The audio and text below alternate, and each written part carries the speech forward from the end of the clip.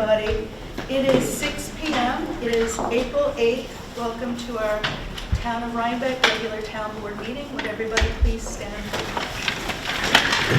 I pledge allegiance to the flag of the United States of America and to the republic for which it stands, one nation, indivisible, with liberty and justice for all.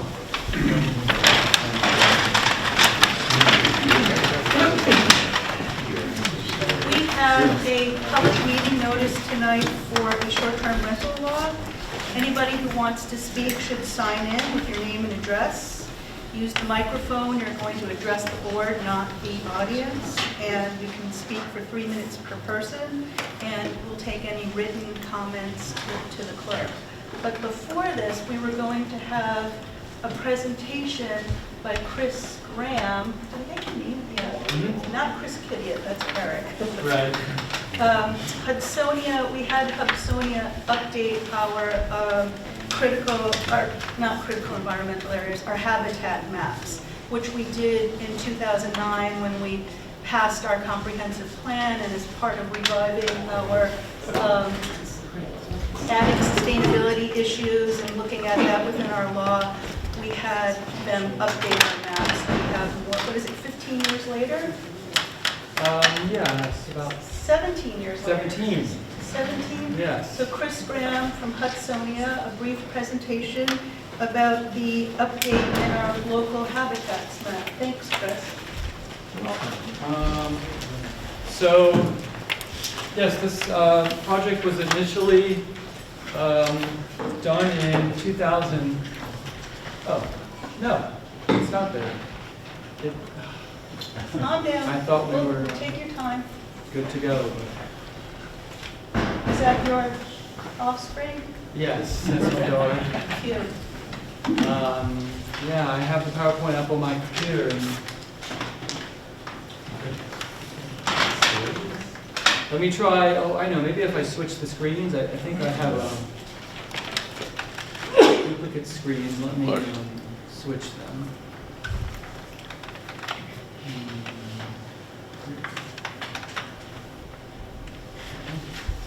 Can you get the mouse over there? Why don't you get rid of the second screen? Well, I believe I already tried that, and then you just get blue. What do you? I'm out of idea. Duplicate display. And then back. Yeah, then you just get back to blue and you duplicate it. Extend. I think that's what we were Thanks just for your on. patience, everyone. And then when you extend it, you open it. It's not showing the same thing. No. Flash.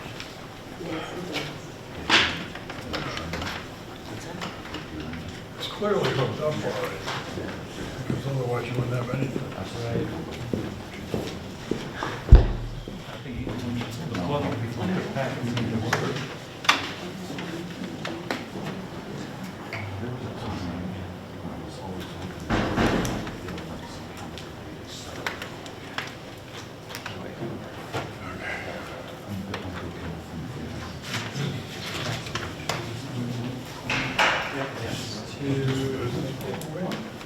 I could, give us another couple of minutes, but I'd like a motion to approve our town board meeting minutes from March 25th. May I have a motion? Motion. Thank you, Alan. May I have a second? Second. Thanks, Chauncey. Okay. Any comments, questions, or concerns? Did you just All in turn that favor? on? Aye. Any opposed? Passes unanimously. I'd also like to say that Erin Coco Boone is our other town board member, sends her regrets. Yeah. She has 3 children and she's ill, so after spring break. Oh, yay. Well, great. Almost. Just when we thought it was all solved, still it's not. Now it's not letting me do the full screen. Try view. All the way up. Yeah. Slide sorter. Whoops. No, no. Took the wrong thing. What you want to do is get rid of the rollers and the sidebar and all that stuff. Yeah, it just doesn't want to go into slideshow mode. F5?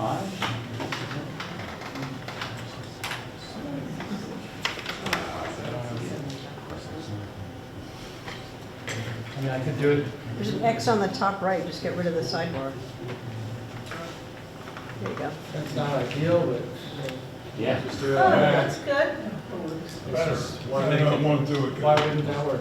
Because Thank you. it needs two displays to do that. Okay. Oh, thank you. Okay. All right.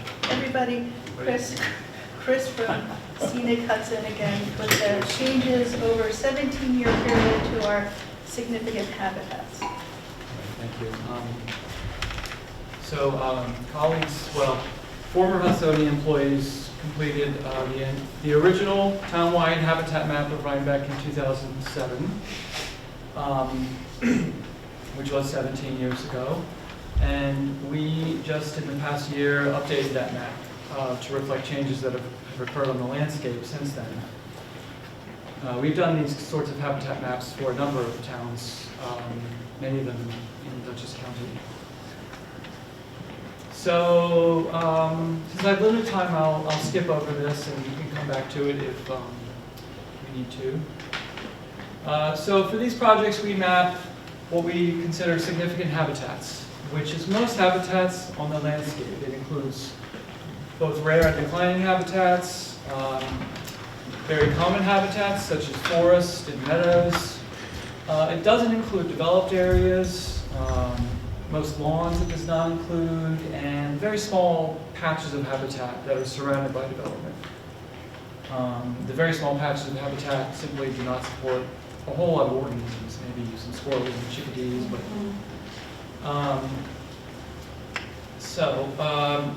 the way we do this originally is we take a bunch of sources on our computers, mostly. Topographic maps, soil and geology maps, and aerial photographs. And we overlay them in what's called a geographic information system, a GIS. We take the aerial photographs and we trace over top of them, basically, using those other sources to inform this process as well. I wish this were bigger, but you can see the yellow lines here are habitat boundaries, which we are predicting from the aerial photographs. Now, it's not super accurate yet because the next step is to actually go out in the field and check these boundaries and make sure we've mapped things correctly. So that's a very quick summary of the original process that was performed in 2006 and 2007. So for the remapping, which is the current project, we took this original map from 2004, and I will explain in a few slides. I'll give some more examples of habitat types, and I'll explain what these codes mean. The important thing with this series of pictures right here is just to notice how the boundaries of the habitats change. So this is from 2004. It's from 2001 aerial photography, which was, I'm sorry, from 2007 using 04 aerial photography. Oh, when I'm not in slideshow mode, I can't, do the little animations that take you through everything. So, yeah, we're going to be missing a lot. Anyway, this is actually the most recent, already updated habitat map. Where is that, Chris? I took the road names off on purpose, so I wasn't singling any particular area out. Okay. I'm not sure where it is. Okay. This has been updated. I wish I could have showed you how the lines change, but they do. Can you flip back to the 2007? No, I was mistaken. This 2007 was never shown. I'm not able to see it because you have to be in slideshow mode to see the animation I had set up. So all it's showing is current. Is a lot of the presentation like this? No, just This is slideshow Yeah, tab work. basically, yeah. What's that, at the very top in the toolbar, there's a slideshow selection? Yeah, I think we tried it. Oh, okay. Let me see. Well, no, we didn't try this one. Let's see. No. Oh, this is just below that. It starts Slideshow. up below there. Right there. No, that's not. Somebody click, okay. No. Good old Microsoft ability. Do we need to reschedule this, or? I think it would make sense to reschedule it. I apologize. It's okay. I'm sorry. I mean, it's important. Yeah, because a lot of my slides are like this, and I don't know what's going on with this projector. Unless you have some other business, I can fill with it for Sure, we can 5 open more our, minutes. we have a lot of 10 business minutes. tonight. I can hang around for the whole meeting and just try to get this working. Great. Yeah, why don't you go in the other room and get stuff and come back? You're welcome to stay here, whatever you want to do. Okay, I'll just stay Yeah. here. Yeah. Thanks for your patience, everybody. Okay, again, tonight, we have a public hearing for our short-term rental proposed local law. Anybody who wishes to speak should sign in on the sign-in sheet right there. You're going to use the microphone to address the town board, not the public, and you're going to have 3 minutes to speak, and you're going to submit any written comments to our clerk. I'll leave another sign-in sheet down there while we're taking comments in case anyone else changes her or his mind and wants to sign up.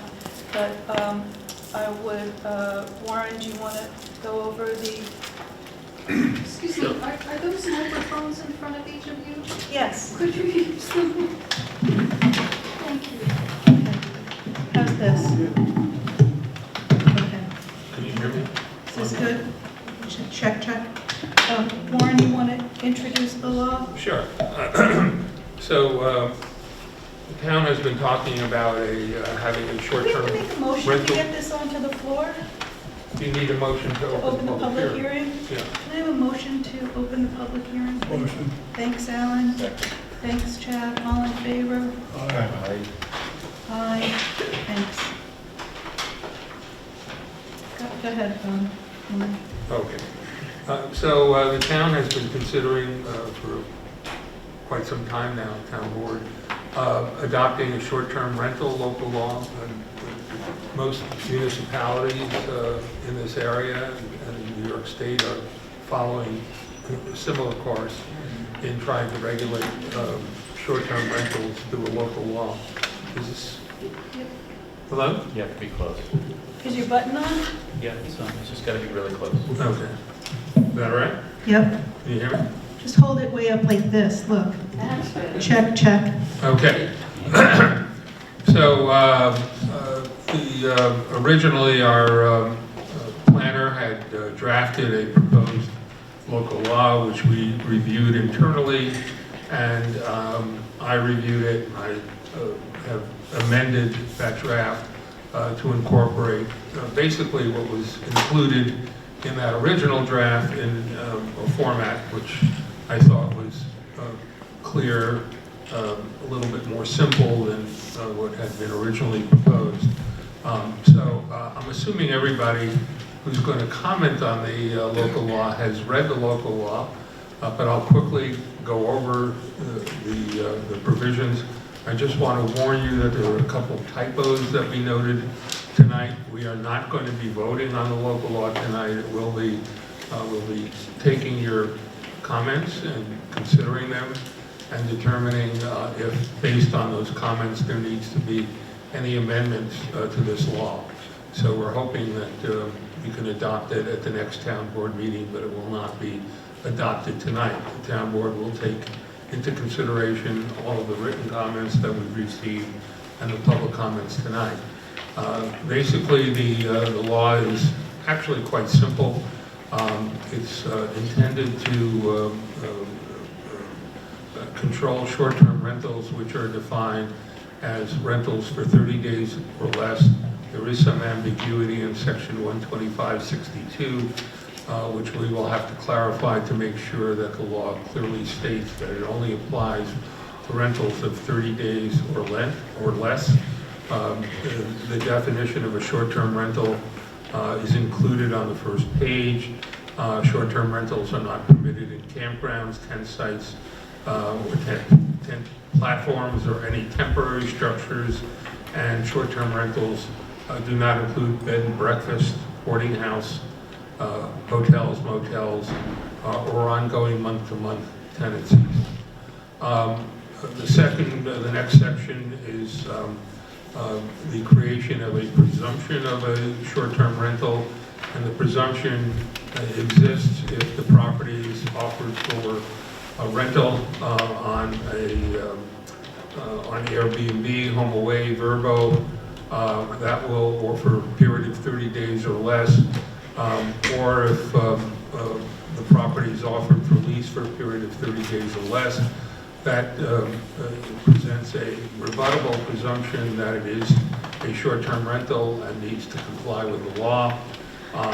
These presumptions may be rebutted by evidence provided to the code enforcement officer. So sometimes people list their properties on Vrbo or Airbnb and rent them for more than 30 days. If they do that, that would not constitute a violation of the law.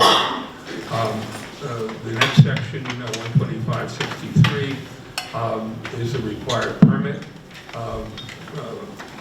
Just to clarify, under our current code, short-term rentals are not provided for, and the way our code works, if a use is not provided for in the zoning code, it's a prohibited use. So currently, short-term rentals are actually in violation of the town code. So this is an effort to bring short-term rentals who are in violation into the fold of complying with the town code. 12563 states the requirements for what we call a revocable short-term rental permit, be valid for 2 years, and it's not transferable to a new owner. So if the property is transferred, the new owner will have to come and reapply. The law does have a clause, 12563D, which takes into account short-term rentals which are presently existing in the town, and we have a grace period of 90 days for those properties to come into compliance and get a short-term rental permit. If they do not come into compliance within that period of 90 days, then they shall be deemed in violation of the law. Subparagraph E is probably the section that concerns most people. I quickly looked at the comments that we received tonight, and most of the comments relate to this requirement. The short-term rental property must be the owner's primary residence, and during the term of the short-term rental, it must be owner-occupied, either in the main residence or an accessory residential structure. Short-term rental application requirements are set forth in paragraph 12564. There is a typo, and that will correct that. And the application is made to the code enforcement officer with the fee. That paragraph also has the requirements for the permit, which requires the signature of the owners of the property, a statement authorizing the code enforcement officer and fire inspector to inspect the property to ensure compliance with all requirements contained in this code, acknowledgement of ongoing compliance, present and ongoing compliance with the short-term rental standards as defined in the code, a list of each property owner, including the names, addresses, telephone numbers, and subparagraph 5 requires a contact person who shall be responsible and authorized to act on the owner's behalf to remedy any violation of this law, so that we always have somebody to contact in the event of a problem. Subparagraph 6 of that section lists the floor plans, plans for the property that we want submitted to the code enforcement officer. For applications for short-term rentals within the Rhinecliff Hamlet, the Rhinecliff Hamlet overlay, the Rhinecliff Hamlet transition, and the Rhinecliff Business District, the application for a short-term rental will include the issuance of a special use permit by the planning board. For all other short-term rentals, they will not require a special use permit. They will only require the application and the certification of meeting of the standards of the law. Section 125.61.5 contains the short-term rental standards, such as compliance with New York State Uniform Building and Fire Code, smoke detectors, evacuation procedures, fire extinguishers. This house number must be prominently located on the house and visible from the outside. Exterior doors, operational and passageways to exterior doors clear and unobstructed. Electrical systems must be in good operating condition. All fireplaces shall comply with all applicable laws and regulations. Property must have a minimum of one off-street parking space for every bedroom shown on the floor plan, and no on-street parking is permitted in conjunction with a short-term rental. The maximum occupancy for each short-term rental unit shall not exceed 2 people per bedroom shown on the floor plan, included with the application, and there are further provisions in there which you can read. The maximum occupancy of a short-term rental shall not exceed 12 people, including permanent residents and renters. The event that the property has a septic system, the maximum occupancy shall be defined by the capabilities of the septic system, but again, in no event shall it be for any more than 12 people total. A septic system must meet all county and state requirements and must have been pumped within the past 4 years, and the water supply of the property must meet all county and state requirements. There are insurance requirements. There needs to be a certificate of liability insurance indicating that the premises is rated as a short-term rental, and those policies must name the town as an additional insured, and the insurance must be maintained during the period of the short-term rental permit. Provisions shall be made for garbage removal during the rental periods, and there are requirements for securing those garbage containers. All applicants must have a rental contract, which includes maximum property occupancy, maximum on-site parking provided, a good neighbor statement indicating that the short-term rentals in the residential area of Rhinebeck and renters should be considerate of residents in the neighboring homes. Guests are required to observe quiet hours from 11 p.m. through 7 a.m. And are required to comply with the noise provisions of the town code. All renters shall be subject to the New York State penal law regarding incidents of disorderly conduct. Littering will be deemed illegal. Recreational campfires must be attended and meet the requirements of the New York State Fire Code. The 125.66 sets forth the procedure for filing the application. It must be filed with the Town of Rhinebeck Code Enforcement Officer, and notification of neighbors to the adjacent owners of property will be notified when an application for a property for a short-term rental has been received. Upon the code enforcement officer's acceptance of the completed permit application and all documentation and information, the code enforcement officer will have 3 days to conduct a property inspection to certify and approve that all short-term rental requirements have been met. The next section indicates that upon approval of the short-term rental application by the code enforcement officer, and where applicable, a special permit is issued, a short-term rental permit will in fact be issued. Short-term rental permits issued pursuant to this section shall have certain requirements, which we've listed in 125-66D, 125-67, it indicates the requirements for conformity and display of the permit. I won't go into that, it's set forth in that section. And 125-68 is the compliance and penalties provision in the event that there is a violation of the short-term rental and the procedures that are followed by the code enforcement officer in dealing with those violations.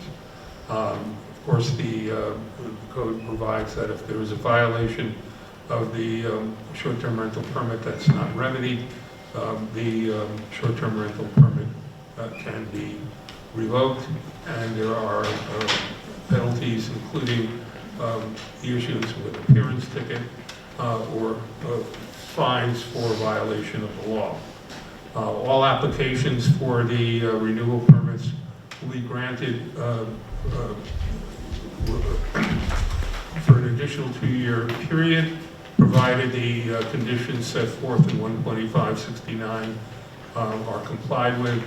The application must be made 60 days prior to the expiration of the permit.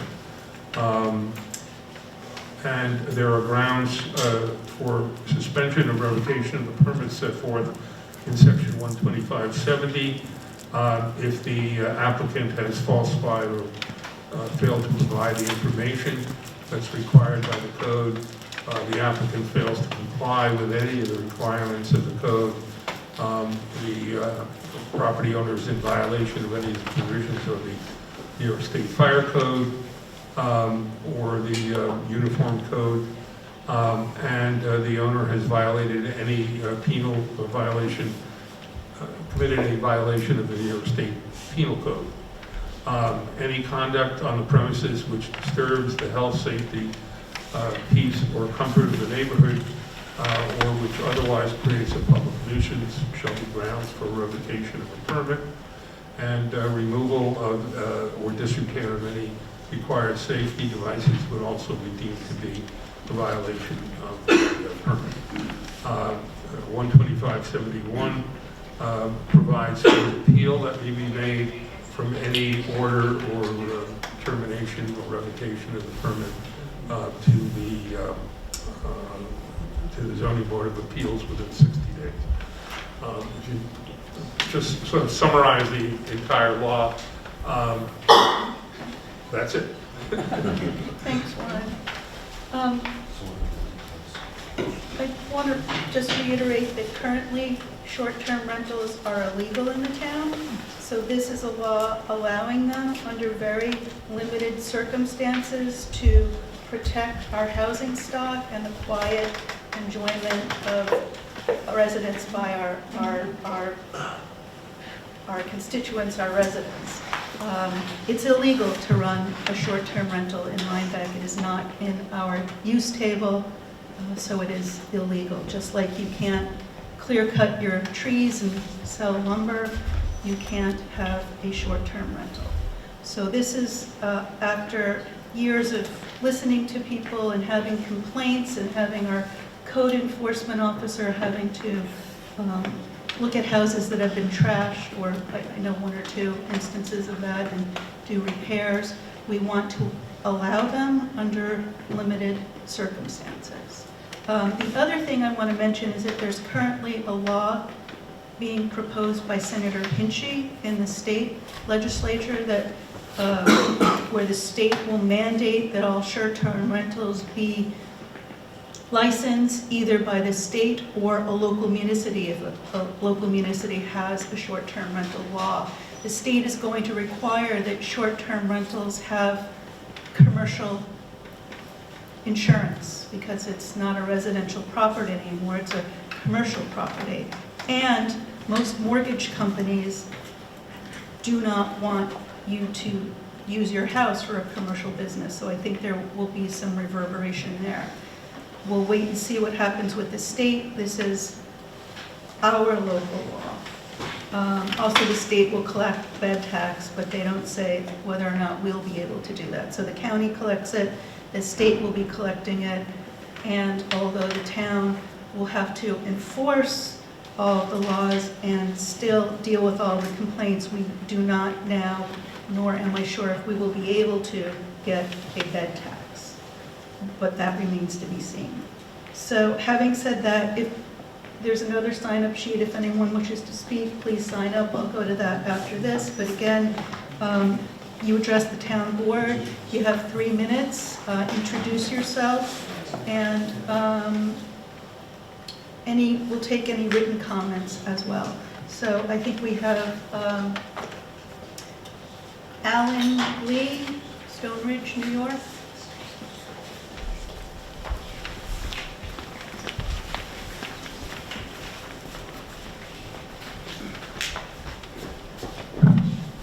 Alan? Hi. Hi, thanks for coming. Okay, I'm Alan Lee. I'm the owner of Catskill Concierge. We're a property management company. We employ about 30 people in the towns we operate in. We have been in business 10 years. We manage hundreds of second homes, many of which are used as short-term rentals.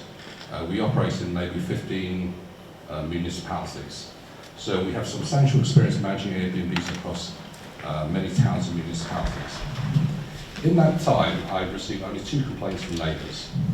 The first one was when our renters strayed onto the neighbour's property. The land has no fences, no other markings. This can be simply handled. In fact, the Solity's short-term rental law explicitly says, mark on the back of the door the boundaries of your properties and ask people not to stay within that. The second complaint was because this was in a property where they share a common driveway. Their complaint was that the trash truck had to reverse in their driveway to get up and down it. Well, that trash truck would have done that whether it's a short-term rental or not. The point I'm trying to make is that there's a lot of talk about unneighbourly behaviour and bad things that happen. There is very little subjective evidence that that happens. It's largely unsubstantiated stories and rumours about bad behaviour. What we find is that that's not the case, is what we're seeing. We strongly support the town of Rhinebeck implements a short-term rental law, but it should not be based on hearsay or prejudice. If you're worried about possible bad behaviour of short-term rentals, then legislate against that bad behaviour rather than the current one, which effectively shuts down all short-term rentals as they exist currently. Whilst many town residents think a ban would not affect them, perhaps because they are not restaurateurs, craft vendors, Airbnb hosts, a ban will affect all town homeowners to the tune of possibly tens of thousands of dollars. Many prospective buyers of weekend homes in Rhinebeck will often want the option to be able to short-term rent their home if they wanted to sometime in the future. If they know Rhinebeck has an effective ban, they will simply purchase a home in a neighbouring town. By the law of supply and demand, if you reduce the demand, you will reduce the price of all homes in Rhinebeck. House prices will fall behind those of neighbouring towns. This is just macroeconomics. In summary, short-term rentals play a key role in the tourist ecosystem. Increasingly, travellers, particularly young families, will only travel to whole homes rather than small hotels because a house is just easier if you've got a young family. Most short-term rentals in the area are second homes of professional people, often city people, and as such, they're not low-price homes. So the use is not taken away from the lesser price affordable housing in the town. Mr. Lee, if you could wrap it up, you're over 3 minutes. I've got 2 more points. We strongly support regulating the short-term rentals, but in a way that allows everyone to gain economic benefits to the town and provide protection against unneighbourly behaviour. What we're suggesting is legislate against bad behaviour, not legislate against short-term rentals. Don't throw out the baby with the bathwater. Thank you. Did you want to submit those comments as well, or? I can do. Just to our clerk. Thank you very much. Dave Clipon.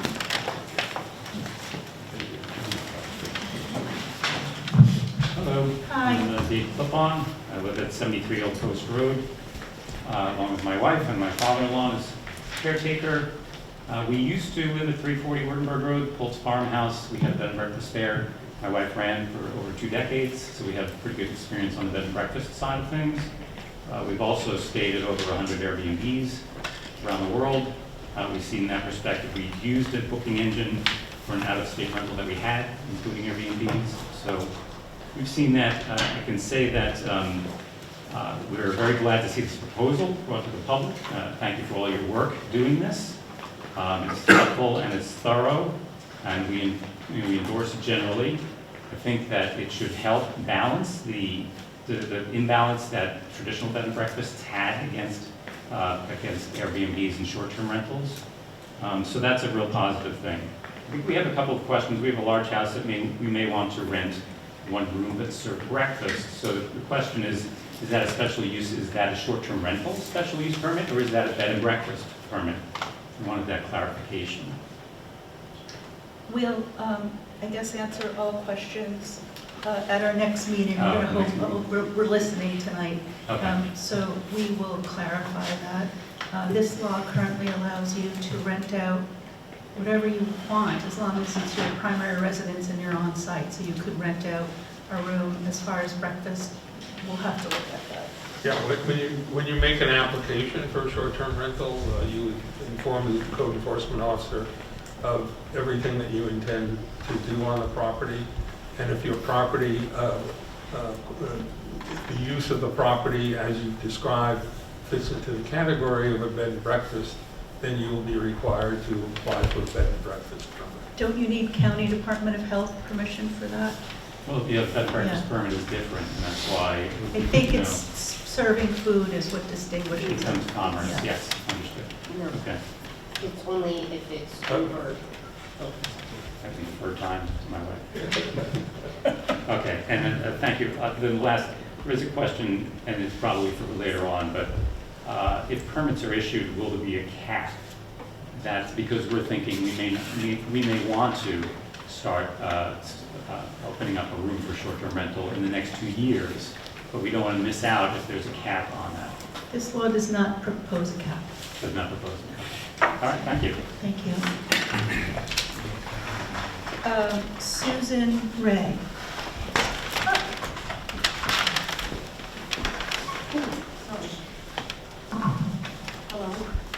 Hello. First, I want to acknowledge that there's a housing shortage, and that when there are too many short-term rentals, it does affect the character of the town in not a way that I think any of us really want. On the other hand, I've had a short-term rental in my home. I thought it was legal the last time I came to one of these meetings. It was, because it was grandfathered in, but that was several years ago. No? There's no grandfathering in of something that isn't allowed. It's currently not allowed. But wasn't there a time when it was? No. Okay. Well, then I'm illegal. That's okay. But I do want to make an argument that I think short-term rentals with the person in the house isn't something you need here. I get many guests from Omega who otherwise don't have a place to stay. I have many guests actually from my neighbors who put up their family in my house. And I'm on Airbnb, which has very specific regulations, many of which these here are redundant. Things like fire extinguishers and limit of number per room, stuff like that. I was frankly taken aback by the length of this document, that it's so, it's discouraging, frankly, and I would assume that that was its intention, but I'm not sure that that's a good idea. I think you really need some short-term rentals here in order to accommodate the amount of tourist business that Rhinebeck now receives. Can you just clarify for me, are you advocating for short-term rentals without the owner there or No, with the owner there? With the owner there. Well, this law allows that. It does allow that. Yes. Requires it. Yeah, but it's also, I mean, there's a lot of, If you live there, I and you can rent I've out, only spent one night away from the house. you can rent out a bedroom there, you just have to be there. You can, That's, yeah, but the requirements are quite stringent. I don't think you can expect us to allow Airbnb or any other commercial service to write the law that will govern short-term rentals in Rhinebeck. That's for us to do.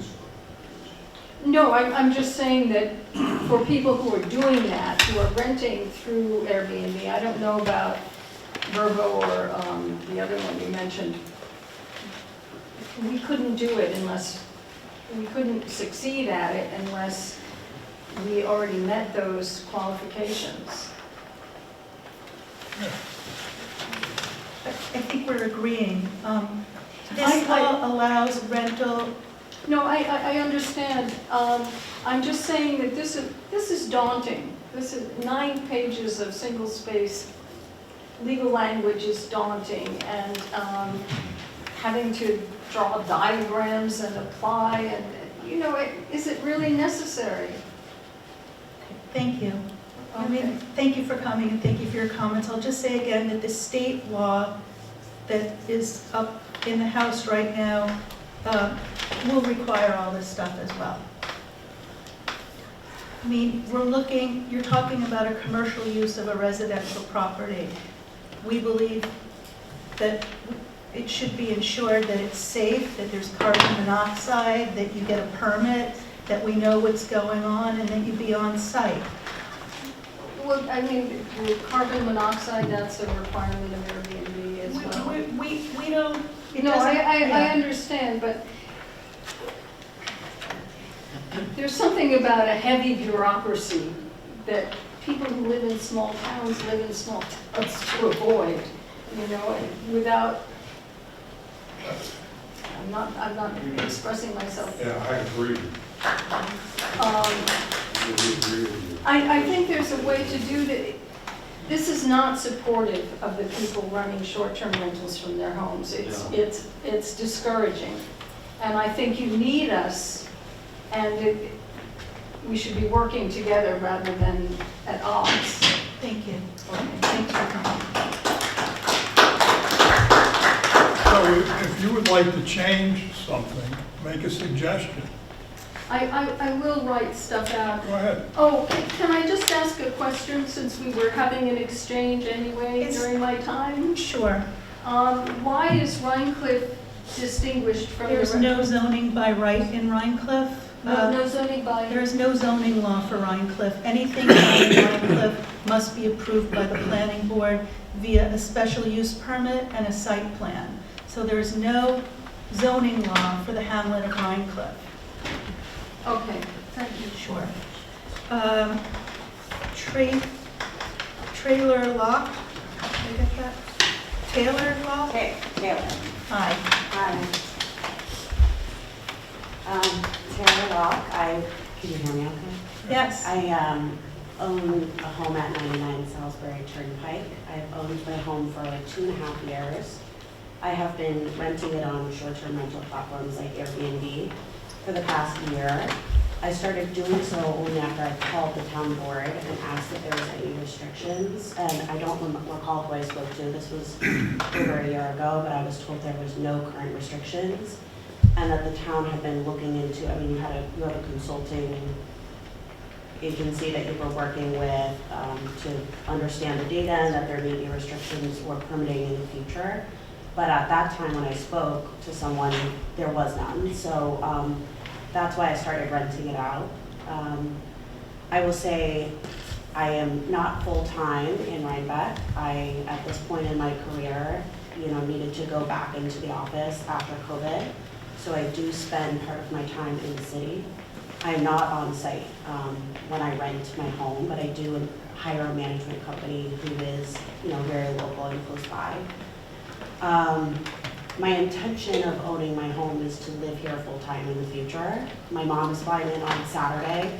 My parents are recently retired. They're gonna start their search to relocate to Rhinebeck for their retirement.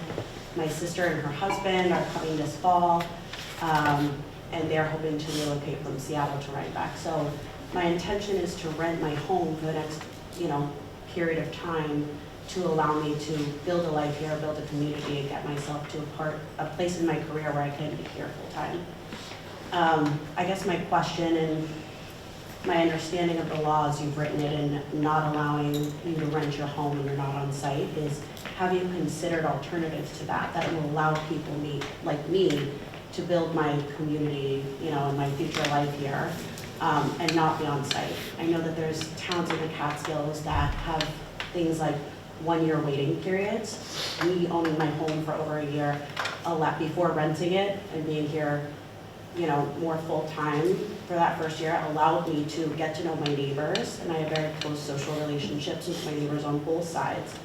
So I guess I would urge you to think of alternatives to that solution, because I would love to, continue doing what I'm doing to invest in this community and building my life here. So, Thank you. thank you.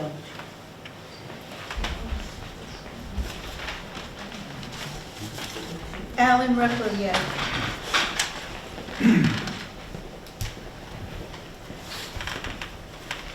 Good evening, I'm Alan Rattrigan, and I represent the Creed family. The Creeds have about 750 acres to the west. They bought it, they've owned it about 50 years. The primary parcel was roughly 190 acres on Ryan Road. And I emailed the town clerk, but I'm not sure, I'll give it to Warren as well. One thing I'd ask the board to consider in the definitional section is exempting the large parcels. This is a thorny problem. I've been to a few different towns, different hearings, and in neighborhoods, I have to confess, I wouldn't want to live next to an Airbnb. But with properties with this density of HP 10 and HP 20, particularly one with an ag exemption, the problem this presents is it is not the Creed's primary residence. And the way the ordinance is written, it requires both, your primary and you have to be there.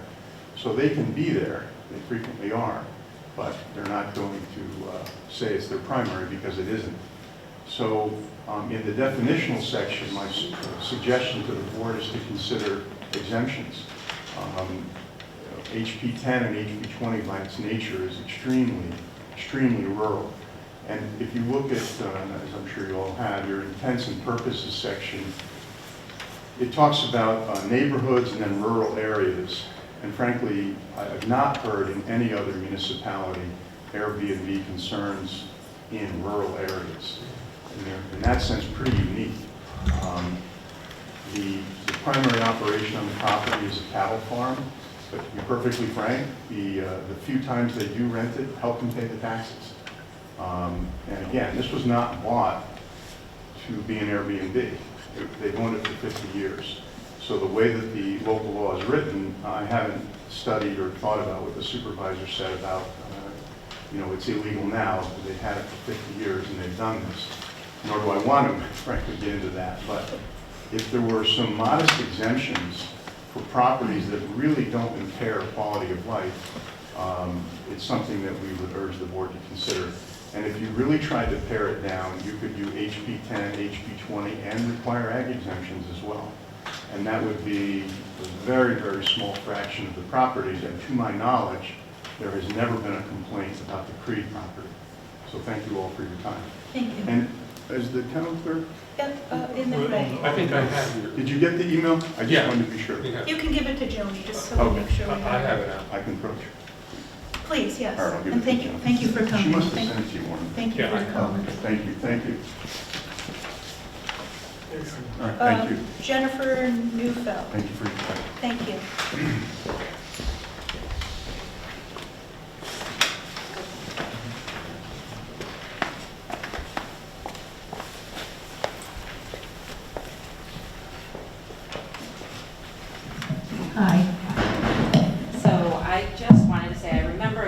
through this with the village, and when the first hearings were happening for that, I know that they tend to be skewed with the people whose direct personal interests are involved with this. But as the word went out, obviously, it was a pretty popular law for the village. We got a group of residents together who wound up going around getting signatures, and I just kind of wanted to relate my experience in talking to local residents here. The vast majority, as we were knocking on doors, really supported all of the regulations. I think that short-term rentals have always been illegal. I remember growing up here, they were illegal when I was a kid. Rhinebeck has always been a very carefully curated community, right? We don't have a gas station on the corner. We don't have strip malls. We don't have big box stores. And it's because of the hard work of town boards and village boards through decades and decades and decades. And I think it's essential to maintaining the character. It's a little bit ironic that the very thing that makes a short-term rental profitable here is exactly the thing that it'll wind up taking away, which is the community's character. So I support whatever restrictions you can have. The other thing is I know there's a lot of talk about the businesses that are on Main Street, and trust me, I spend a lot of time, a little bit too much time probably in the restaurants in Rhinebeck, and we should all as locals support them, but there is the vast majority of businesses, if we're going to talk about the macroeconomy or even the microeconomy, which is more apt to, the vast majority of jobs are provided by hotels, podiatrists, dentists, optometrists, veterinarians, daycare, music instructors, things that rely on residential communities and not short-term tourists. So just in support, and I think a lot of people, I think a lot of residents of Rhinebeck would support that as well. Thank you.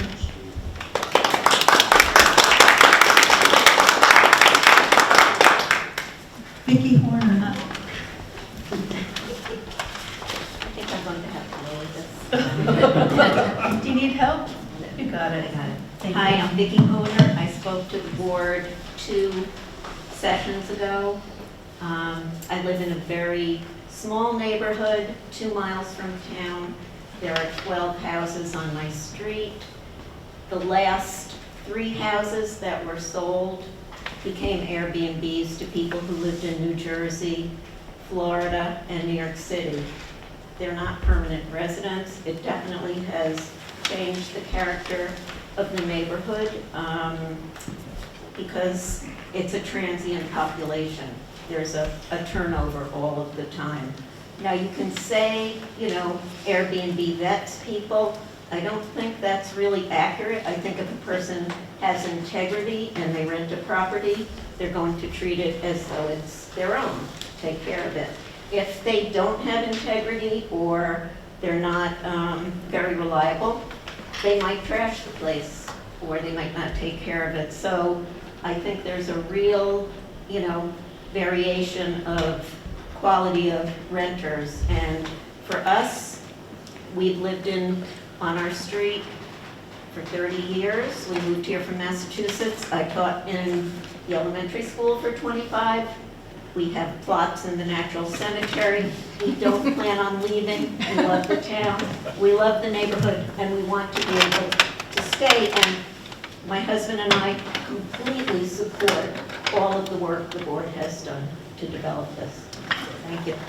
Thank you, Vicki. Patrick Sheehan.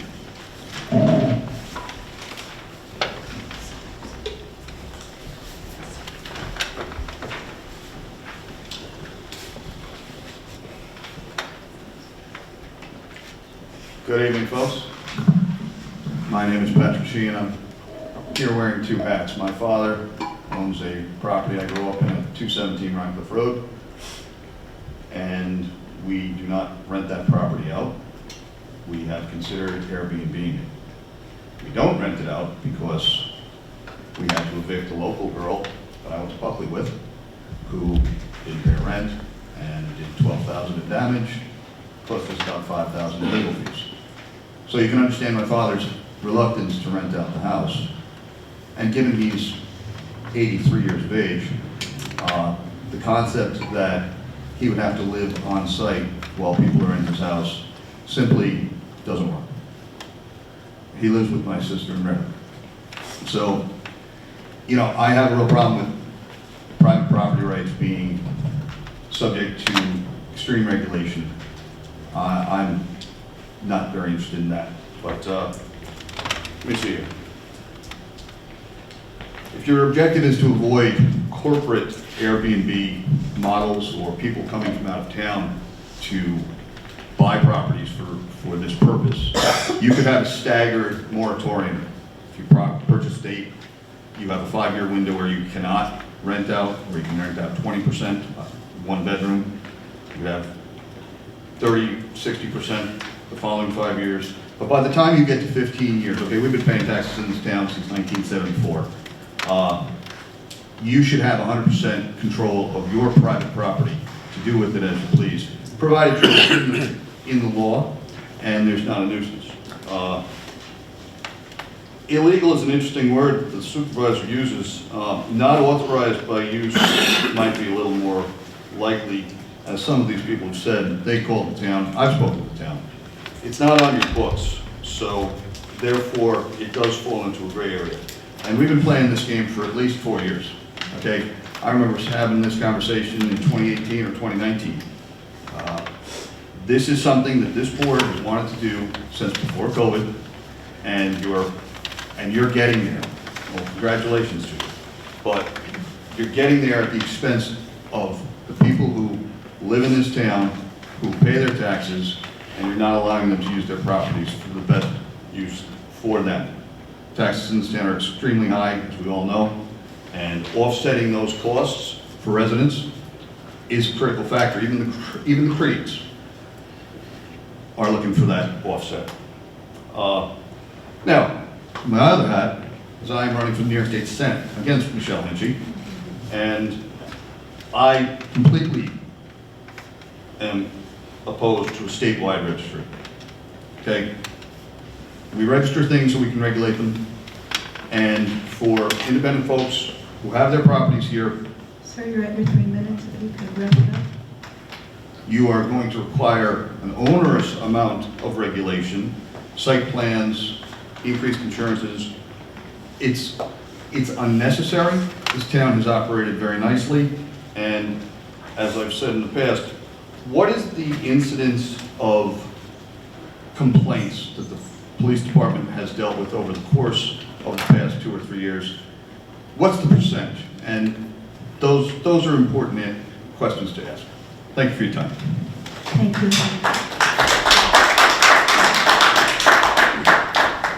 Catherine Clark.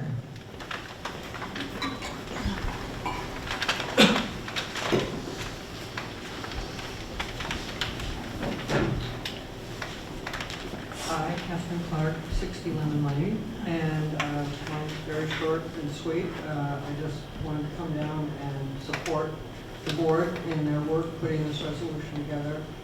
I know there's been lots of discussion over a number of years. We've heard from lots of people in the town, residents, people who are renting houses.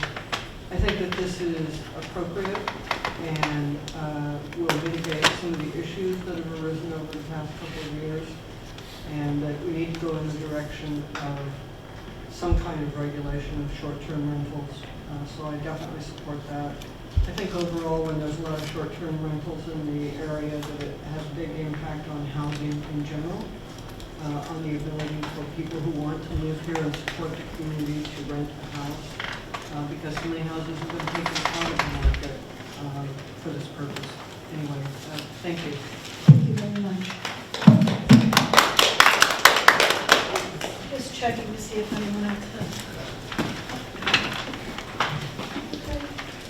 We have anybody else signed up to speak. We're going to open this public hearing until our next meeting, which is is it the 15th of May? I believe it's the 13th. 13th of May. This will be held open until the 13th of May. We've referred it to the planning board, and the county Department of Planning, and we will take more comments.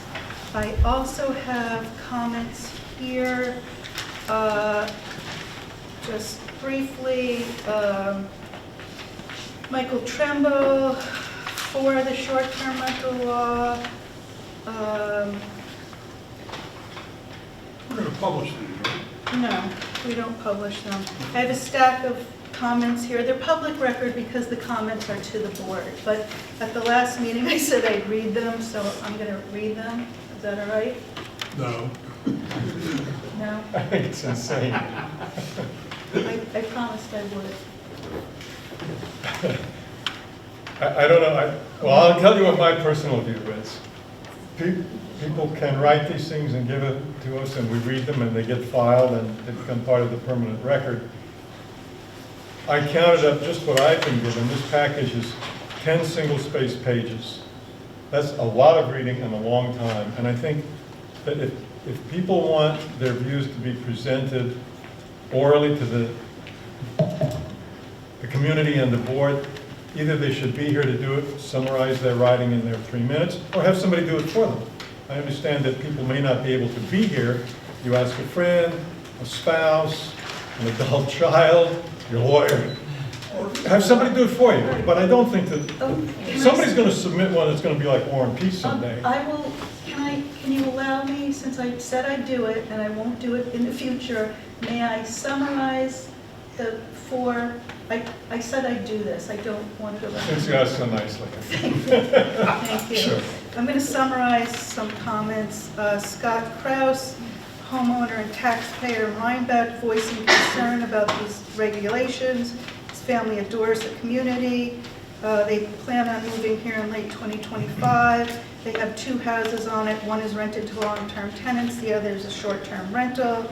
Doesn't understand the need to be present on the property. It's been an Airbnb host since 2011. I've only had 2 incidents relating to disturbances. One guest accidentally drove down the wrong driveway, hiked into the woods.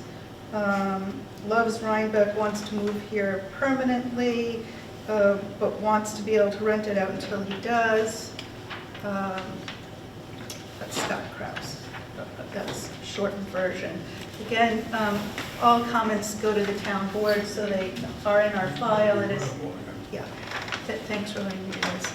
Gretchen Good, please read aloud at the town board meeting. Property owner since 2015, when we purchased the second home, rented out as a short-term rental successfully, no complaints from our neighbors, enjoy being a part of the community, typically hosted, she wants to share the type of people. She's had a local bride with a backyard wedding, has 4 bedrooms. It's more cost effective than to stay at a hotel.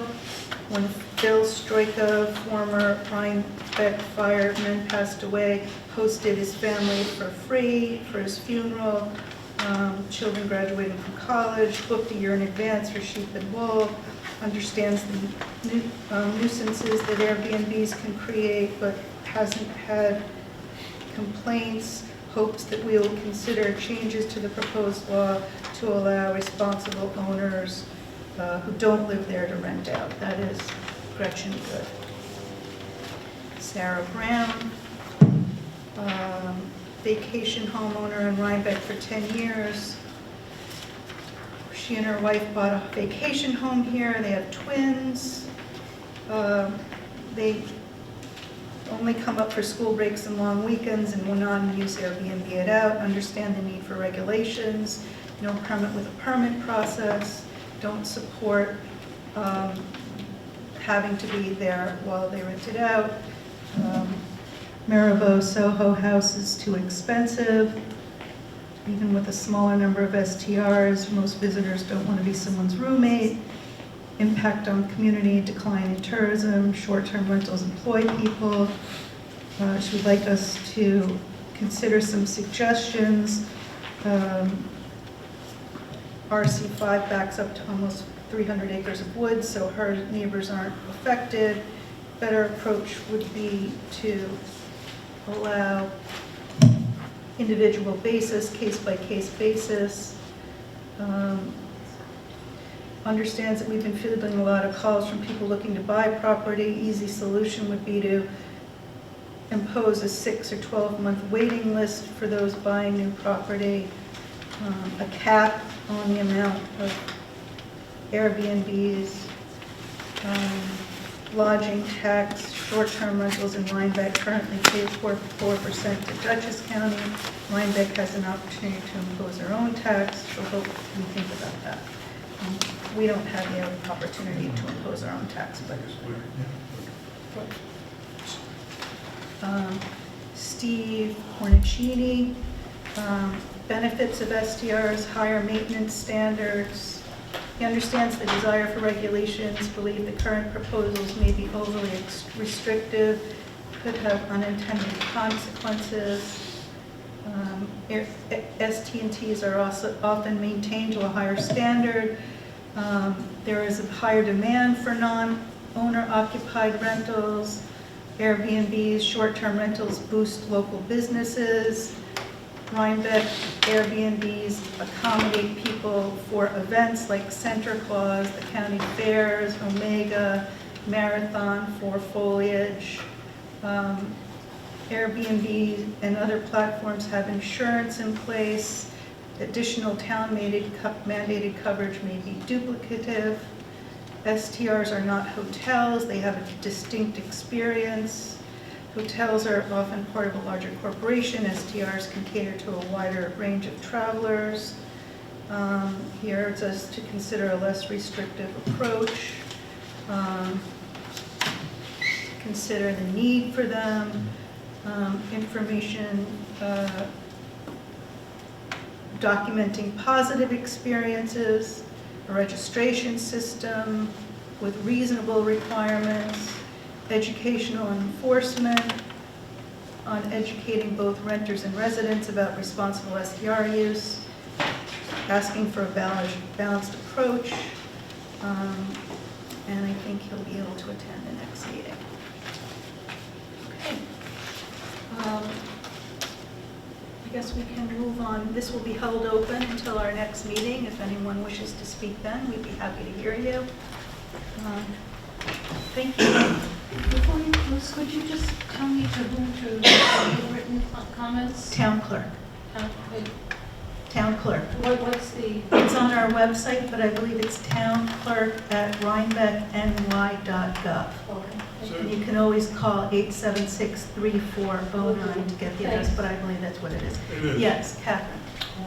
So Elizabeth, if you're going to hold the public hearing open, that would be the time for people to come back with very specific recommendations if they have them? Absolutely, yes. We will take more comment on the 13th. Okay, thank you. Anybody else? Yes. I had asked this before in a previous Can you meeting. come up and introduce Yes. yourself? Thank you, I'm sorry.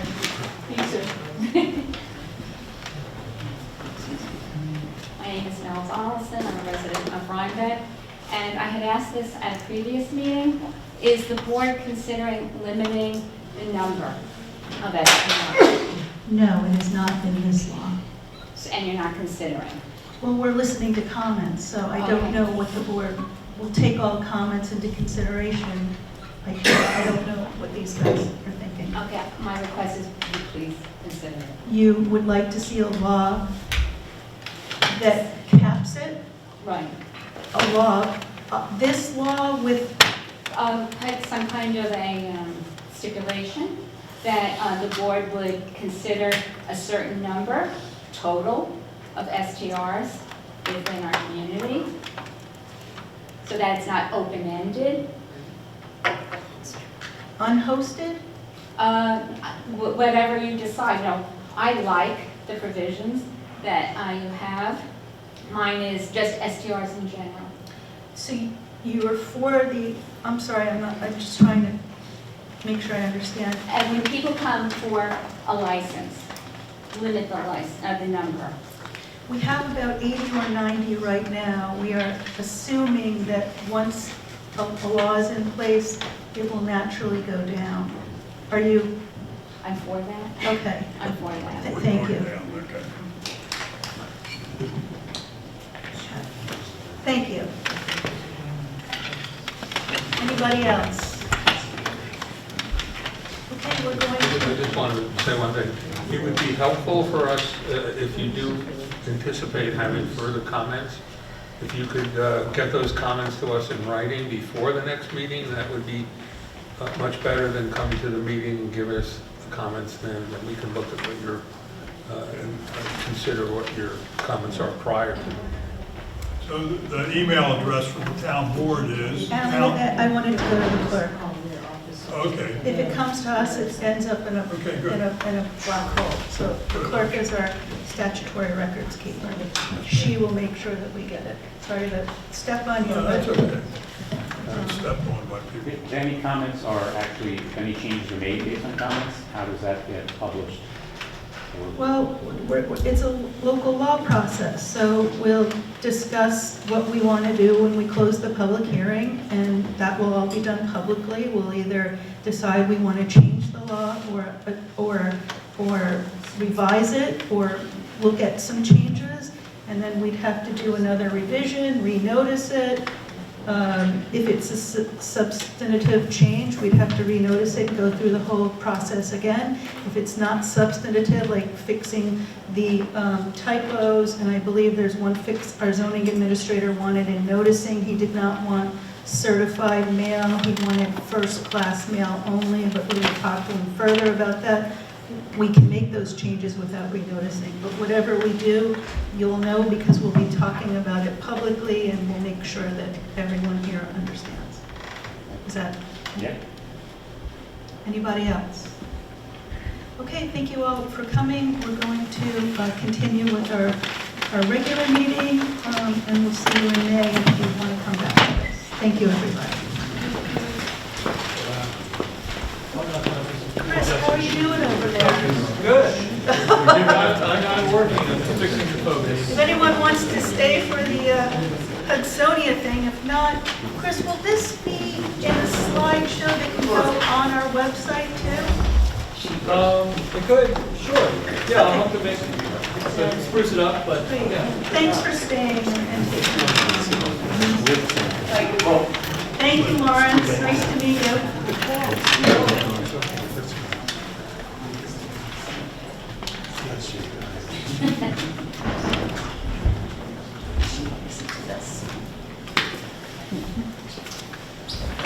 So, yeah, hopefully this will work now.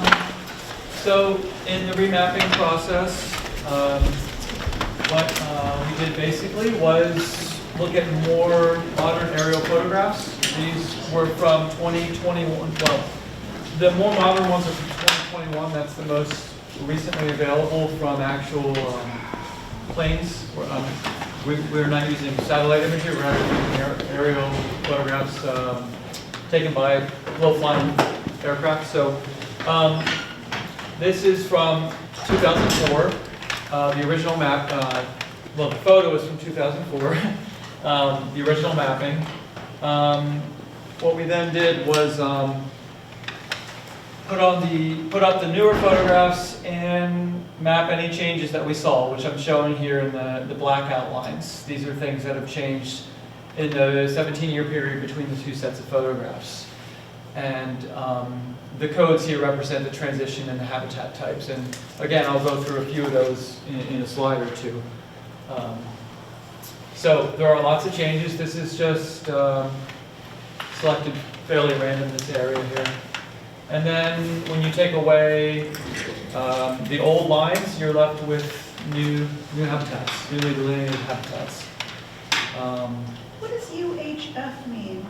Yes, so that's upland hardwood forest. And US? Each of these is a different habitat. I think Okay, this slide, I yep. think I explained it in this slide. Okay, thank you. Or maybe the next slide. So what we found was that 84% of the town is in significant habitats, that is not developed. This was a decrease from 86% during the 17-year period. So it was a loss of about 367 acres of undeveloped habitats. How many total acres in the town? Oh, like About 40,000? About 25,000. 25,000? So the most Prominent, the most widespread habitat in the town is upland hardwood forest, which covers about 35% of the town. And this is forest dominated by deciduous trees, maples, oaks, birches, hickories, etc. And this is what we gave the town originally, large wall maps and a report, a very detailed report with habitats, conservation priorities, and management recommendations. This is a reduction of the full map. This is with the updating. The green, the light green there is the hardwood forest, so you can see there is a lot of it. Yellow is upland meadows. We mapped 32 types of habitats, upland habitats, wetlands, and habitats associated with the Hudson River. And I'm going through this really quickly. Okay, this is finally where I'll explain some of these codes. Okay. So this is an even more zoomed in part of the town with the 2004 mapping. And then outlined in red are the areas that changed. So, for example, here in the green was hardwood forest. And then with the remapping, it became shrubland. Orange is upland, shrubland. So some of the forest either died back naturally or was cleared by humans and then grew into shrubland, for example. Flip back and forth, you can see there are a bunch of changes. And then taking away the red lines, this is how it is currently.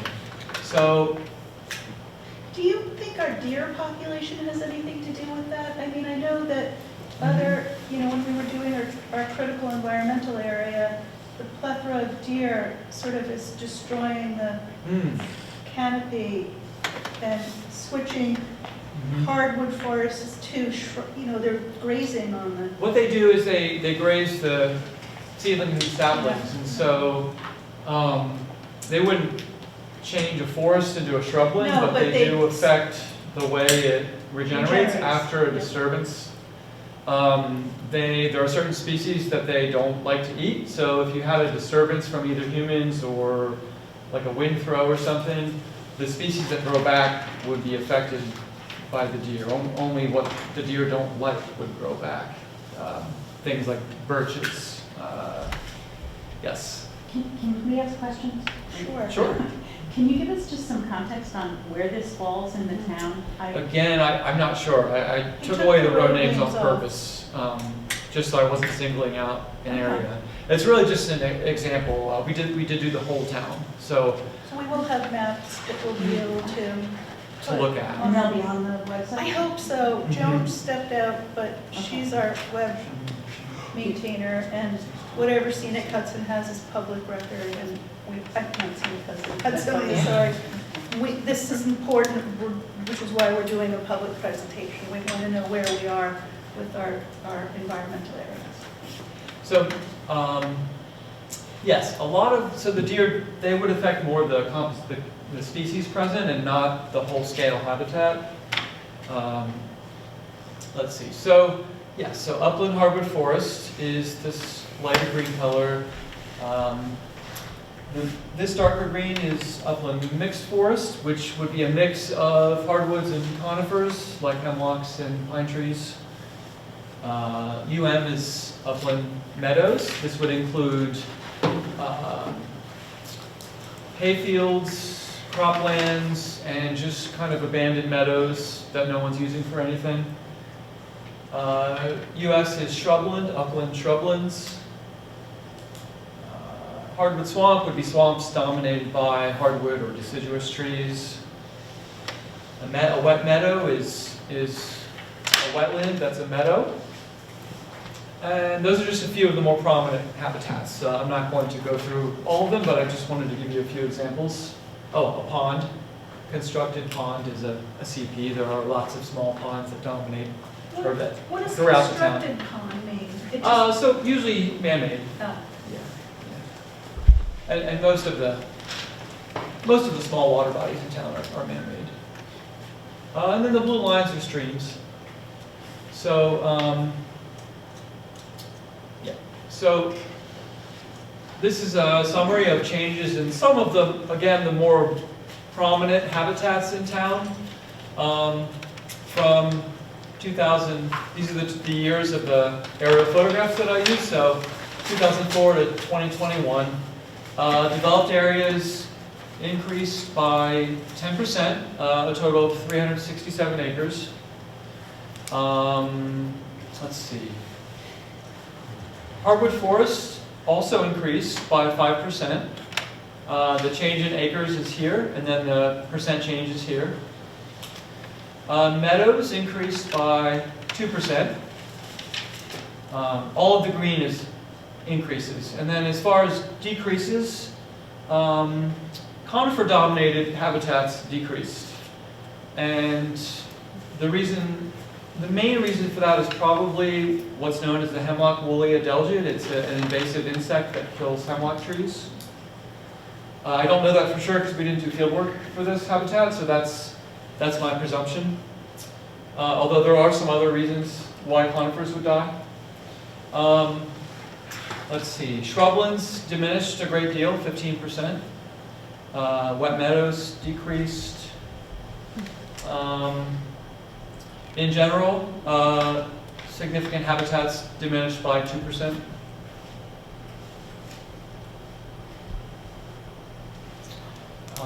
So developed areas, and then I'll get into some major trends. Just a slide on each of the major trends to break it down a little bit. As I said, developed areas increased by 10%. They, broadly speaking, continue to show a pattern of development far away from roads into interior or core forests.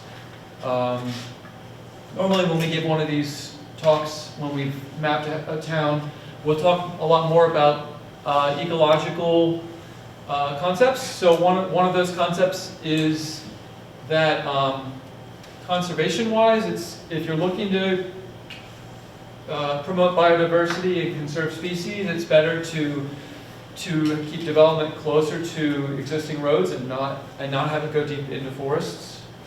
But of course, that pretty much occurs nowhere.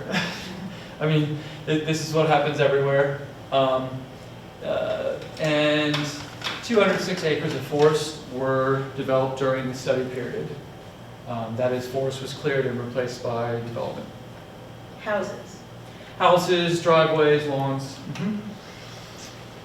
That's in 17 years. Maybe some businesses, yeah, in 17 years.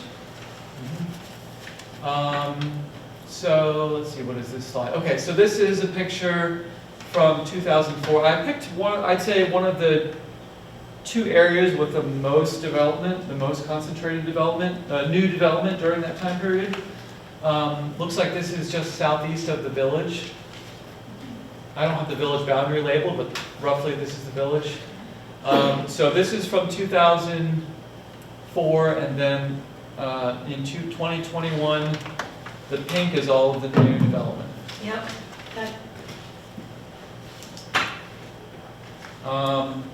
So it's a bit more detail on the forest loss. It covered 47% of the town in 2021, so still almost half the town is forest. And here I'm including both upland forest and the swampy forest, the wetland forests. During this study periods, there was a loss of 678 acres of forest was lost to development or clearing to other habitats, meadows, shrublands.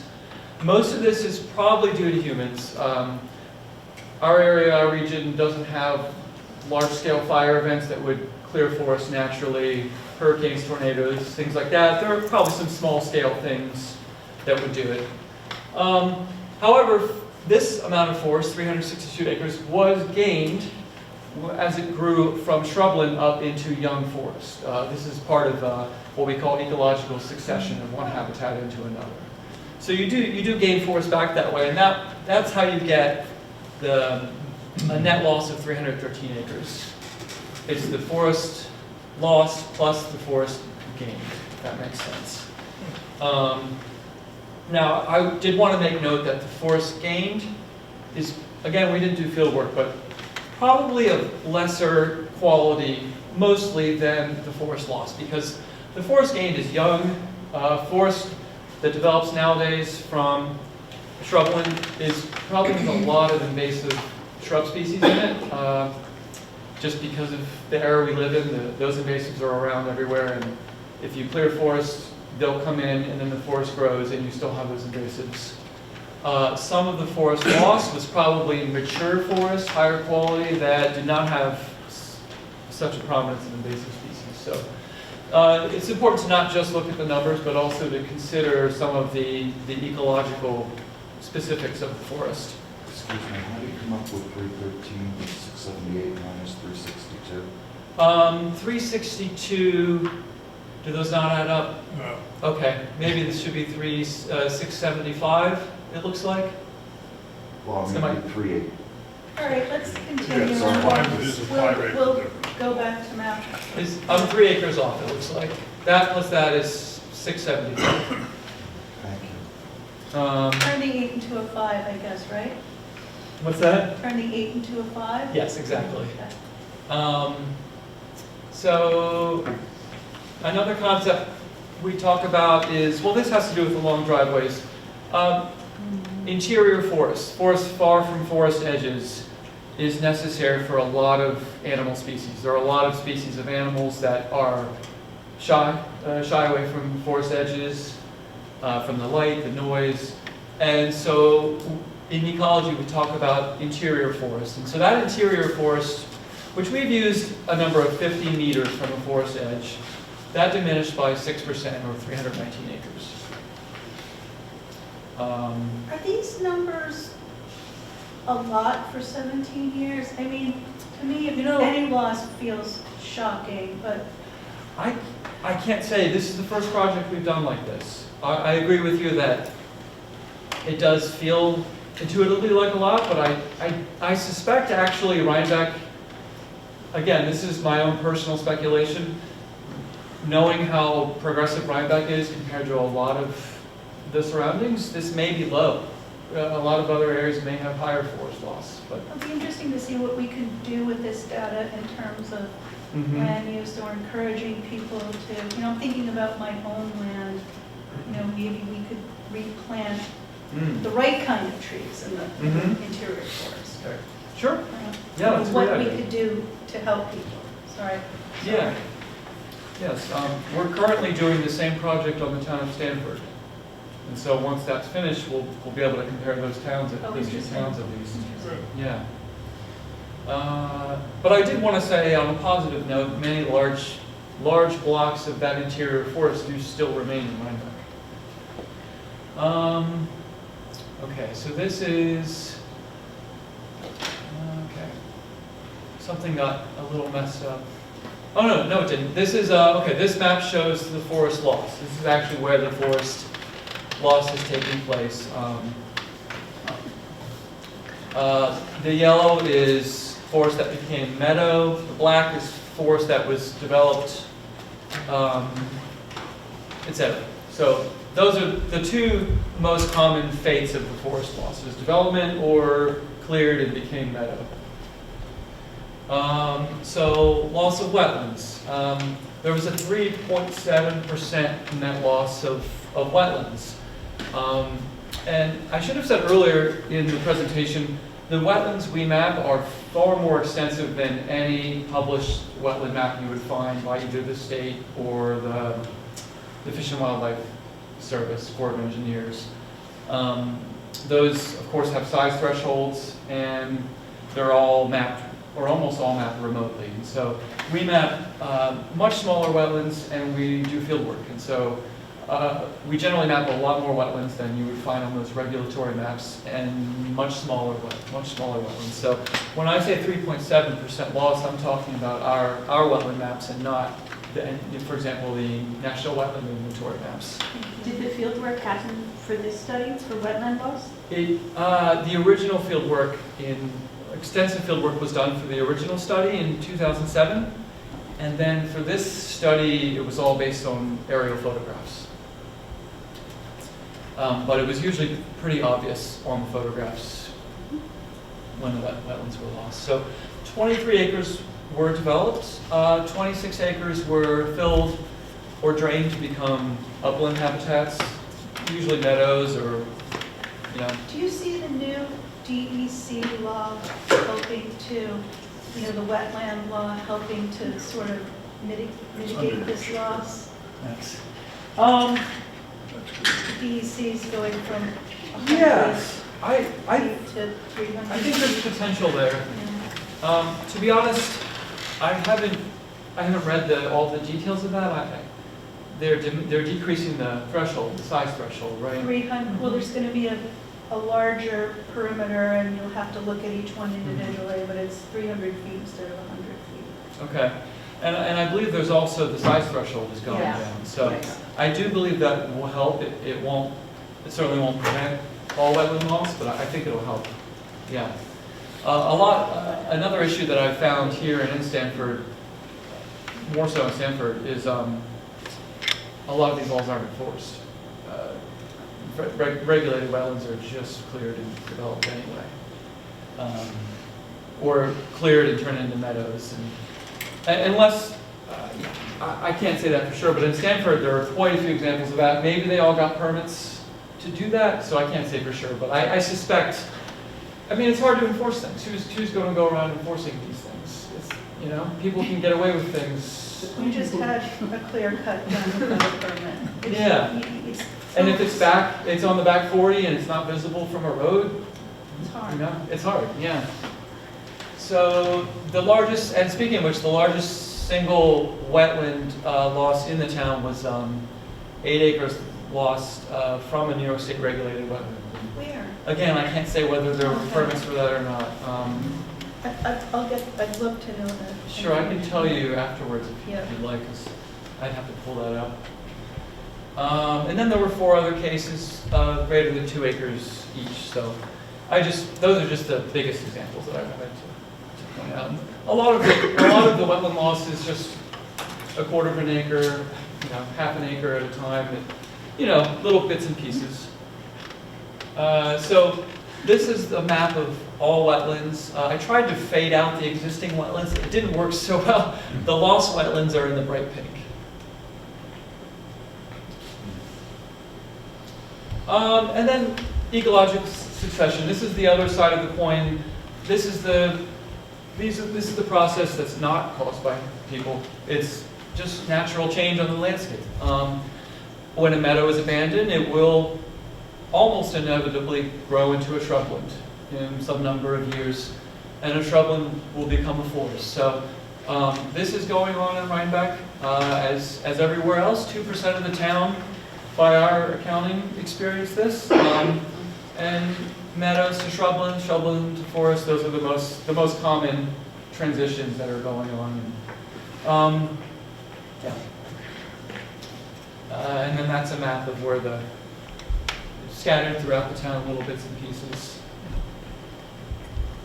And then this is the conifer loss phenomenon that I mentioned earlier. A lot of it, I suspect, is caused by the hemlock woolly adelgid. And of course, in the past 17 years, we had many other, the emerald ash borer and many other ecological disasters. Yep.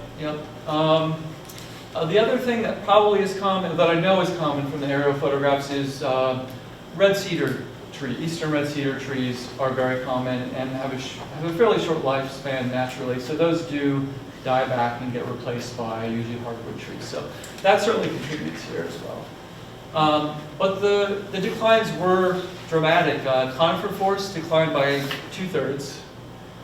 That means only 1/3 of the conifer forests are left after 17 years. And the mixed hardwood conifer forests declined by almost 50%. These are swamps, conifer-dominated swamps and mixed conifer hardwood swamps.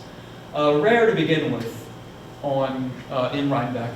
You can see 3 acres, 44 acres, very rare to begin with, and then those also declined. Yeah. And then this is a map. The conifer forests that remain are in the dark green, and then the ones that were lost are in the lighter greens.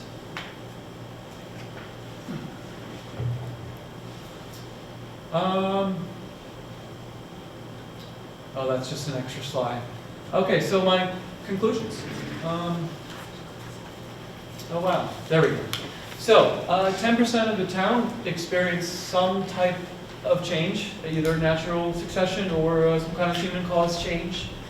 The most extensive types are the ecological succession, the conversion of natural habitats to developed uses, forest clearing to meadows, shrublands, etc. This conifer loss, and flooding of swamps to marshes or open water was also quite extensive, and probably a mix of beaver-caused and human-built dams. Has the river water level gone up at all to take some of the land away? Good question. I did not. Let's see. Very good question. I'm trying to remember if I included tidal habitats in this statistic. I believe I did not. I don't think I really even included tidal habitats in these numbers because I went off of, it was not original mapping. I used the Hudson River National Estuary mapping. I don't think it had. I live on the riverside. I don't think I've seen much change there. Yeah. If anything, I would think what you would probably get is some tree dieback, so a conversion of tidal swamp to tidal marsh, possibly. Yeah, some kind of drowning of the trees if the water level is going up a little bit. And in conclusion, there are still really great biological resources in the town, large areas of intact habitats, especially compared to other towns in the region. I've been working here for about 13 years in the Hudson Valley, and Rhinebeck does still have pretty good ecological integrity, and these will endure only with foresight and careful stewardship. And I should have said at the top, I work for Hudsonia. We are a nonprofit and non-advocacy. We don't advocate for one way or the other. We simply collect the data and present. And we're grateful to have you in our backyard as our neighbor helping us. So thank you for this. You're welcome. Thank you. Thanks for having me. If there are any We'll try our questions, best to get this any more questions? on our website. Any questions or comments from anyone? I do have questions, but it's getting late. I don't know if you Well, we thought this was important, so. Go ahead. What does the town hope to do with all this wonderful, in-depth information? My favorite kind of question, not for me. You know, we spend a lot of time and resources updating our critical environmental areas. We're the legislative body. We want to have it to look at land use laws. You know, we know that people have the right to build and develop their private property, but maybe there's stuff we can take out of this that can help us, like preserving deep forests, like not allowing certain kinds of, I think it'll help, what do we intend to do? Use it to help us with any kind of legislation we're doing that's ecologically or sustainability guided. We want to preserve Rhinebeck as best we can while still respecting private property rights. And we know that there are new changes coming in from the state on the wetlands law. Red Hook issued a moratorium, which we're not thinking about doing. But we hope that any information we get can help us with policy. And maybe there's practical things too, like we can help people with, I know we have to replant. We're surrounded by 150-year-old sugar maples that are dying. What do you replace with? What can you do on your own property? Anything we can use it from now. I will make sure the planning board sees it. Yeah. Warren, you can. Yeah, I was going to mention that it's a very useful tool for the planning board or for any board that has to do an environmental review of a project. This is probably one of the first resources the board could go to considering the environmental impact. Between our carbon, all of our carbon analysis that we've been gathering and work we're going to do on the, we did all the slides the way you wanted first. What we can do to mitigate problems in our landfill and whatever we can do with it now. Yeah, I'll just chime in and say in general, Hudsonia always encourages towns to use this sort of information for both the town-wide comprehensive sort of planning and for the review of individual proposals that I think you were mentioning. So We know we want to work on a rural road guidelines, and some of this would be good for that. How we mitigate, how we handle traffic or congestion or allow for more pedestrian safety. I don't know, information is Well, good. what comes to mind is driveways, because there's a bunch of that going on. People clear cutting lots of trees. Any other questions from the? I do have a question. I don't know if you can, you closed your presentation. You had a chart that was really informative about the kind of the net change that's gone on. Showed developments as little black blobs. Can you bring that up again? Yeah.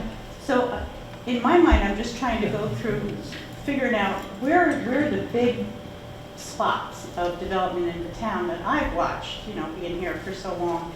And I noticed that, let's see.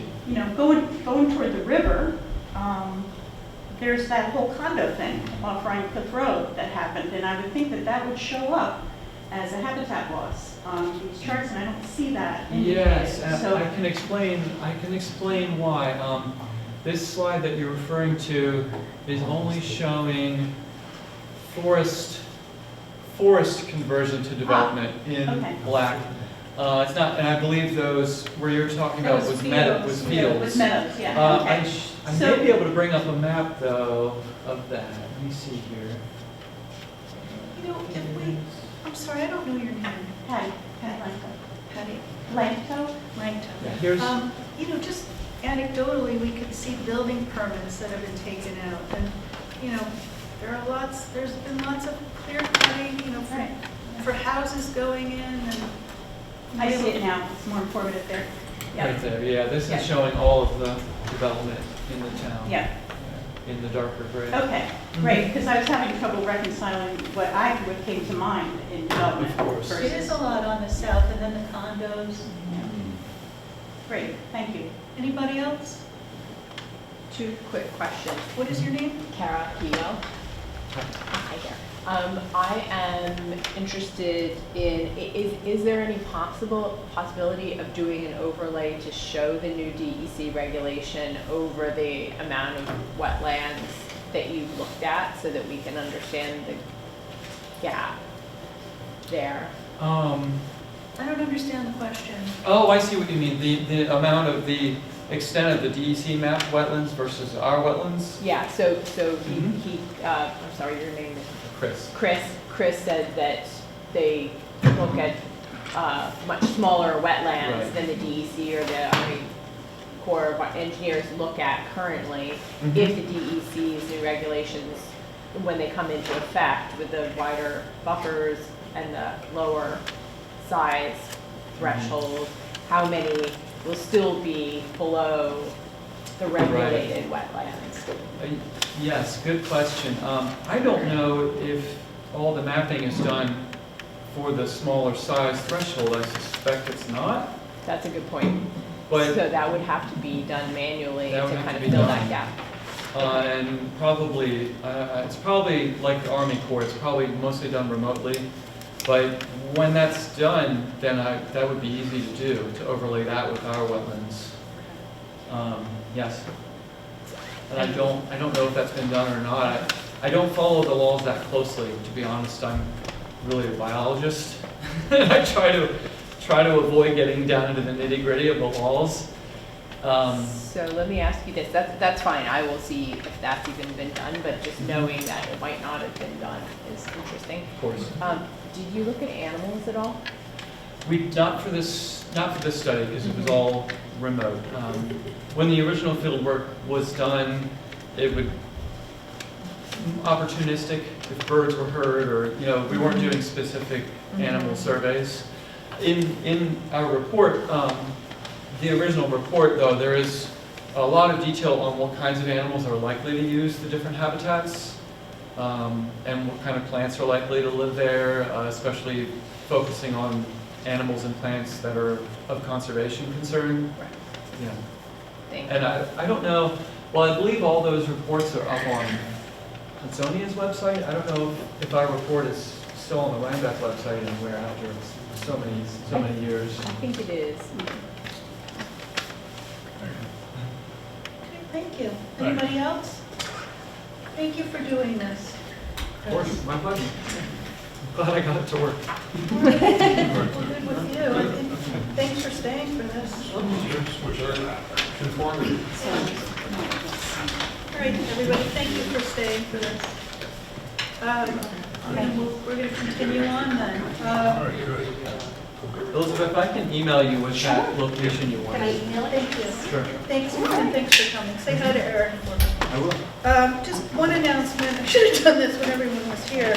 Well, I did it at the last meeting. The clerk's office will be closed on the 22nd and 23rd of April for, they're going to clerk school.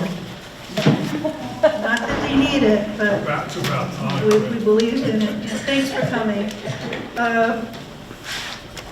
May I have a tab 2? May I have a motion for resolution 2024-210? Motion. Second. That's Alan and Chance. Thanks, Warren. Good night, everybody. Any questions, comments? All in favor? Aye. Aye. Any opposed? I just want to say that, let me just go to this. The town and village is going to be hosting our first Earth Day celebration on Wednesday, the 27th. So that's a big deal for us at the Thompson Mazzarella Park. Look for more information. There's going to be a falconer there and lots of gardening and critter watching and seed ball making. So it's our first annual Earth Day celebration at Thompson Mazzarella Park on April the 27th. And I want to say thanks to Vanessa Bertozzi and Dirty Gaia and Carrie McCurdy, our rec director, for working together for this. We voted on this? Yeah. Okay, it passes unanimously. May I have a motion for 2024-211? Motion. And second? Second. Thanks, Chad. Any comments or questions? Nope. All in favor? Aye. Aye. Any opposed? So moved. May I have a motion for tab 4, 2024-212, to hire a temporary seasonal laborer for the cemetery department? Motion. Thank you, Alan. Second. Thanks, Chad. Any comments or questions? Nope. All in favor? Aye. Aye. Any opposed? Passes unanimously. Suzanne, thanks for working on this with Ian.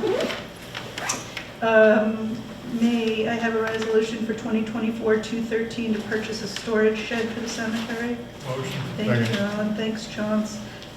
Any comments or questions? This is a new storage shed to replace an old one that's falling apart right behind the cemetery garage. It'll be a little bit bigger and store some more stuff.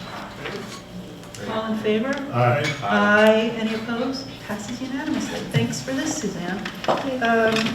May I have a motion for 2024-214 AAR auction contract? Motion. Thank you. And a second? Second. Thanks, Chad. Any comments or questions? All in favor? Aye. Aye. Any opposed? Passes unanimously. May I have a motion for 2024-215 for our transfer station to scrap the compactor? Motion. Thanks, Chad. May I have a second? Second. Thanks, Chance. Any comments or questions? Nope. All in favor? Aye. Aye. And thanks, Chris. Any, where was I, comments or questions? Everybody, Yeah, we already passed it. okay, we've all voted in favor, passes unanimously. Aye. Sorry, thank you. Yeah. Thank you. Tab 8, 2024-216 for our lifeguard training. Motion. Thanks, Second. Chance. Thanks, Alan. All in favor or any questions or comments? Aye. Aye. Any opposed? Passes unanimously. May 2024-217 for our concession stand agreement. Motion and second, please. Motion. Thank you, Chauncey. Thank you, Alan. Any comments or questions? All in favor? Aye. Aye. Any opposed? Passes unanimously. 2024-218 for our summer recreation hires. A motion and a second, please. Motion. Thank you, Alan. A second. Second. Thanks, Chad. Any comments or questions or concerns? All in favor? Aye. Aye. Aye. Any opposed? Passes unanimously. 2024-219 for our preliminary accounts payable extracts. I'll make a motion. May I have a second? Second. Thanks, Chauncey. Any comments or questions? All in favor? Aye. Aye. Aye. Any opposed? Passes unanimously. I will make a motion for 2024-220, our capital projects abstracts. May I have a second? Second. Thanks, Alan. Are there any comments or questions or concerns? All in favor? Aye. Aye. Any opposed? Passes unanimously. Thank you, Nathan. Well, is there any new business? Yes. Oh, okay. Oh, my gosh. I wanted to pass it down. While you're passing it down, I got some good news about the cost of hooking up the fiber. Turns out it's half of what we thought it was going to be. Okay, So we just saved $1,200. okay. So, but on the other hand, this motion is for about, on our part,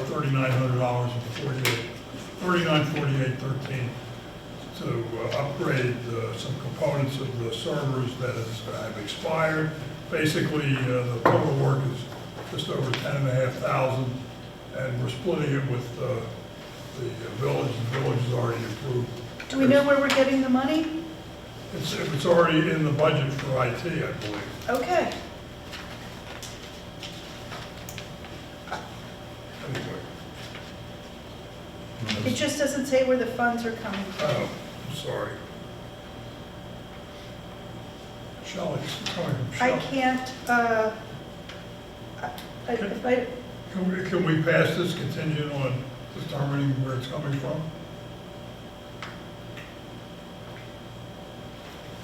legally, we have to have the funds before we can expend Oh, them. okay.